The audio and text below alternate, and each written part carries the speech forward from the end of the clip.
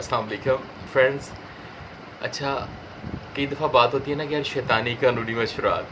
तो शैतानी कानूनी मशवरा क्या होता है? चलो मैं आपको अर्ज़ कर देता हूँ। असल मैं आपको बताता हूँ। आपके आबा व अजदाद जिस गाँव से माइग्रेट होके आए हों, मसलन हमारे आबा व अजदाद टोबा टेक सिंह से माइग्रेट होके आए हैं। तो अब टोबा टेक सिंह का वो गाँव जिसमें वो बैठे थे अगर शहर की हदूद में आ चुका है और उसमें शामलात देह मौजूद थे और हम उसमें कोशेरर थे उस गांव में, और शामलात देह का पर्पज़ अब वहाँ पे ख़त्म हो चुका है और इसके बरक्स वो प्रॉपर्टी जो है अब शहरी रकबे में ढल चुकी है। चिरागा वगैरह या जो चीज़ थी अब उसका मकसद वहाँ पे बाकी नहीं रहा। तो क्या बिलीव करेंगे कि हम बावजूद इसके कि अपनी वो प्रॉपर्टी बेच चुके हैं, फिर भी शामलात देह का वो रकबा चाहे 2 मरबे है, 10 मरबे है, जितना भी है, उसमें अभी हमारा रकबा बाकी है, बावजूद कि वो हमारे नाम नहीं है, और हम उसमें से अपना शेयर ले सकते हैं। किस तौर से, ये आपको बताएंगे। दूसरी चीज़,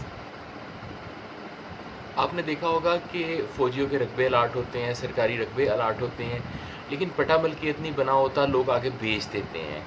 और फिर ये होता है कि फ़ौजियों का या दूसरे लोगों का आना मुश्किल होता है दूर दराज से, और बहुत दफ़ा इस तरह से होता है कि जिनसे ख़रीदी गई होती है वो भी बुलंद कीमत के लालच में आके, क्योंकि ज़मीन काबिल काश्त हो चुकी होती तो बात मानते नहीं हैं, फिर दावा करना पड़ता है, और 10 में से 8 दावे खारिज हो जाते हैं इस उज़र पे कि भी आपने गवर्नमेंट लैंड ख़रीदने से पहले सरकार से इजाज़त नहीं ली थी, जिसे 19 एक्ट की मंजूरी कहते हैं, जो कि डिप्टी कमिश्नर देता है, और इसके बरक्स सिर्फ 1-2 दावा डिक्री होता है। तो मैं बताना चाहूँगा कि ये क्यों डिक्री हो सकता है और किस वजह से हो सकता है और ख़ारिज क्यों नहीं होना चाहिए।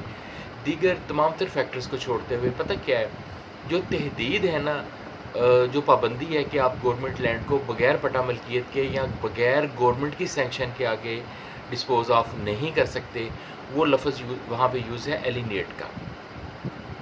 तो यानी आप किसी को इंतकाल या रजिस्ट्री उसकी नहीं करवा सकते डिप्टी कमिश्नर की इजाज़त के बगैर। लेकिन चूँकि एग्रीमेंट टू सेल जो है ये रजिस्ट्री नहीं है, ये इंतकाल नहीं है, तो इसलिए एग्रीमेंट टू सेल जब होता है तो फिर ला यही है कि ये उसकी खिलाफवर्जी नहीं है 19 एक्ट की, और इस एग्रीमेंट टू सेल पे फिर डिक्री पास हो सकती है। शुक्रिया, अल्लाह हाफिज़।